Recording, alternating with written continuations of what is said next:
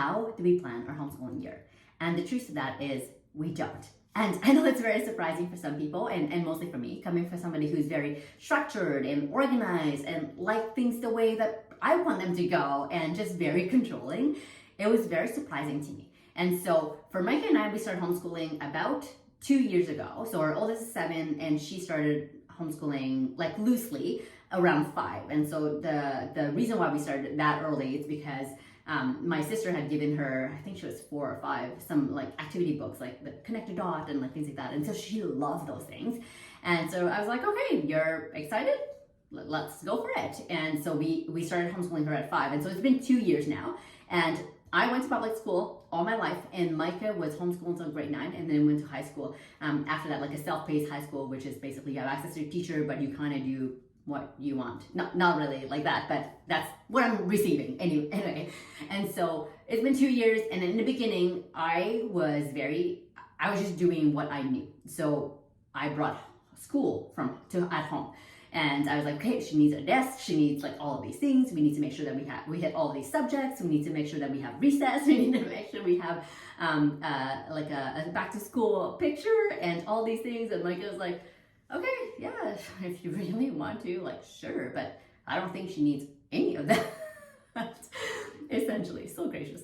And yeah, so the reason why I'm saying that is because over the last 2 years, I've kind of tried a lot of things. Like I wanted to see what would work for us. And so we tried school at home, we tried Montessori, we tried Charlotte Mason and classical education and all of these great things. And what I realized is we do what works for us, period.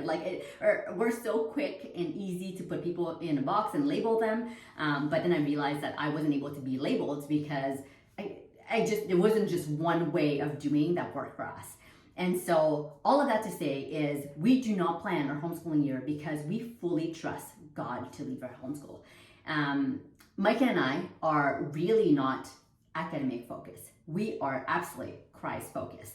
And so when we figured this out, because it's really funny. I had read some articles that this little boy was like 8-year-old and he was like, had graduated high school and whatever. And I'm like, wow, that's so impressive.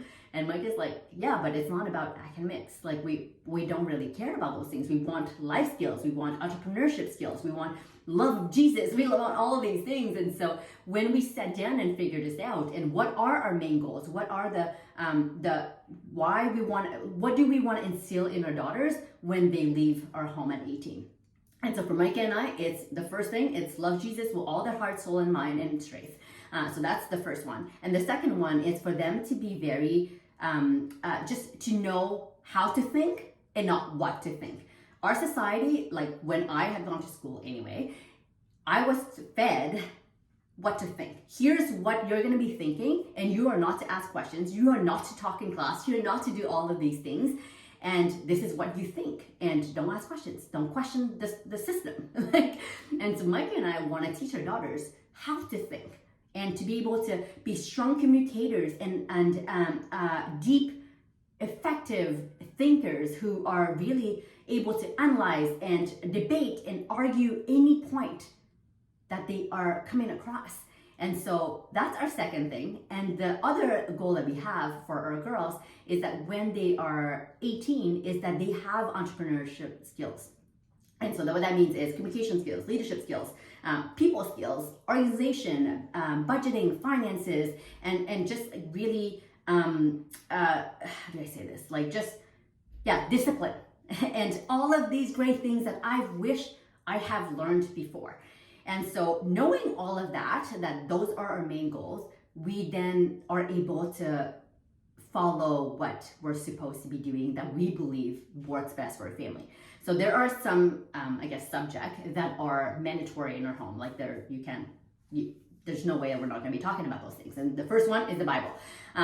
We actually read from the Bible, New King James Version, every day with Micah. And that's part of our curriculum. And we do that. We do not have a curriculum, like a Bible curriculum, and we've tried that. That really didn't work for us because I was just like, I do see value in that, but for our flow and our lifestyle, that didn't work. Because I was just like, what's wrong with just reading straight from the Bible and reading like from chapter to chapter, like from the beginning to the end, like what's wrong with that? And yeah, so I do see some value in that, but for right now where we're at, that's what we're doing. We're reading the Bible. And then the other 3 subjects that are mandatory in our home, it's French, English, and math. And so I am from Montreal, Quebec, Canada, which is a French province in Canada. And so I went to a French public school. I learned to speak French as a second language. I guess so my first language is Vietnamese, and then I learned that until about 5. And then I went to school, and then I learned French. And I learned to speak English only when I went to college, because I decided to go to an English college, which was at 17 or something. And so I personally believe French is very important for the girls to learn, and they are not required to learn all the way to high school or anything like that, because I don't believe that they're necessarily needing to learn, unless they choose to learn how to write a novel and all these grammar way of doing things that are being taught in high school. I don't believe that's important. I want them to know how to communicate well with proper grammar and be able to talk, be able to read, and be able to write an email properly if they choose to eventually live in the province of Quebec. Or even like go to France, or like wherever they French would be required.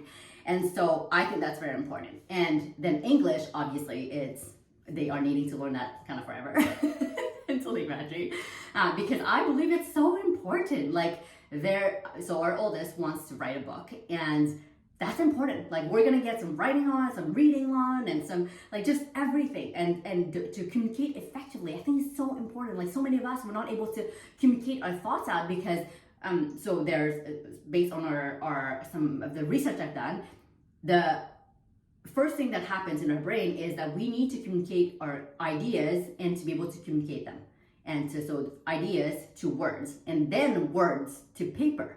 And whereas for us, most of us were just being taught, okay, just write journal entries, write whatever, write a book report, or write all of these things that we're required to do in school, and without really taking into consideration all of these developmental steps, I guess, to learn how to write and communicate effectively. And so, and math, obviously, I believe that it's very important to learn how to add and subtract and multiply and divide and all these things. I personally believe that I would like them to have like their high school math. For us in Quebec anyway, there's like a high school math that you need to have if you choose to go to college or university, sorry. And yeah, so I do believe that's important, because part of me is like part of the public system. I still would like for them to have a high school diploma. I think that would be very beneficial, but we'll see. And so, yeah, and so based on all of that, like Micah and I do not have a curriculum for anything else. We do not have a curriculum for science or history or anything like that. But what we found is that because we don't have a curriculum telling us to do all of these things, the girls are so curious and they are learning so many things in science and history. We've been reading so many books, and mostly living books are absolutely amazing. And I'm learning as much as they are learning. It's absolutely mind-blowing to me. And so I just feel like everything else doesn't need to have a curriculum to be learned. And we're kind of in the process of like even French, English, math. We currently have a curriculum, but we're in the process of seeing how things are going to go if we choose to not have a curriculum and really follow their lead in that aspect. But that will be to be continued. We're not there fully yet. And then I guess some of the questions that I've received is like, well, what about if my child is needing to do some exams or and reports and things like that? Like I need to plan all these things, and I fully understand that. So we are in Quebec, which is the province that is the most regulated in Canada. We need to submit 3 reports every single homeschooling year. The learning project, so what we're going to be doing, like the planning, the midterm report and the status, like the progress and whatever midterms. On top of that, we need to have a monitoring meeting with our rep, and then at the end, like the portfolio or like the whatever analysis for the government to know that our child is okay, kind of thing. So I totally understand that, and I actually just went through my how do you call that? Like the learning project, like my planning essentially, and I had done that right before the video just to see what I wrote, because I'm like, I'm not planning my school year, so how can I how did I submit my learning project? And I went through my learning project, and I actually, I'm gonna go through that with you because I think it's very interesting to see, and you'll see it's just basically we're living our life. And I have my laptop here in case you're not seeing it. But for language arts, I have reading out loud and to self various texts and books from personal library and public library, discussing and verbally summarizing in her own words various texts and books, writing various personal literacy work, short stories, physical letters, thank you and birthday cards, gratitude tree, prayer journal, etc. Presenting verbally different chosen topics to friends and family, learning grammar and language arts skills with these curriculum. And then for French, I have the same thing.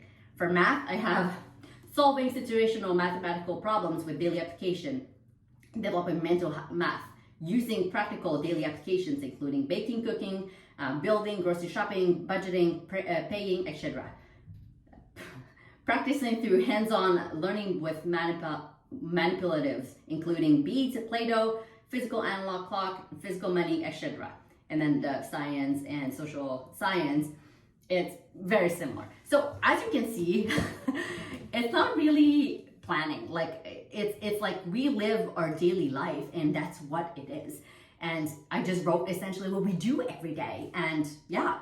And so the other thing that I really like to do is reverse planning. And I didn't know that was a thing. I didn't know that was a name for it. I just was doing that because based on my last 2 years of figuring things out of what works best for us, that's what I found works best. And so reverse planning, of how I do it anyway, is I track everything after the fact. And so I used to be a banker, and I'm great at backing myself up with everything because that was the culture that I was at in banking. You need to back yourself up and keep all the emails because you never know what's going to happen. And so I'm great at doing that. And so what I do is I track everything in my calendar. I know there's some other homeschooling moms that are awesome and use different apps and like just fancy stuff. Amazing. For me, what works best is in our calendar. And I have like a different color for homeschooling, which is blue. And I write homeschooling the every day that we homeschool. And then I track our first daughter, what she's doing, our second daughter, what she's doing, which technically I shouldn't be tracking our second daughter because she's only 5 and the government needs us to, is regulating us only after 6. And so, but I like to do it just for my personal preferences. I like to keep track of things anyway. And so that's how we do it. And there are days that, like, I just don't see myself planning a whole like week, month, or even year and be like, okay, so today we're going to be doing 1 lesson, and then the next day we're going to do 2 lessons, or like 1 lesson every day. It's our girls, some days they want to do like 5 to 7 lessons. There is no way that I would have planned that. And then with the planning, it would just give me some stress to be like, oh my gosh, I'm like behind what? Like, we're homeschooling, there's no behind. And so behind what I self-impose. And yeah, so we like, for us, it just really works much better to just keep track of everything. And I do that for my entire life anyway. I end up, at the end of the day, I reflect my calendar based on what I did for the day. And so that's what I've always done. And yeah, so I feel like it can be very easy to get overwhelmed with homeschooling, with all these things that we think we need to do, that we self-impose, like those expectations that we impose on ourselves. But when we start realizing what is actually important, what are our goals in homeschooling, what do we want our kids to know when they are graduated, and all of like what are our values essentially, everything becomes so much more peaceful because we allow God to take full control of our homeschooling.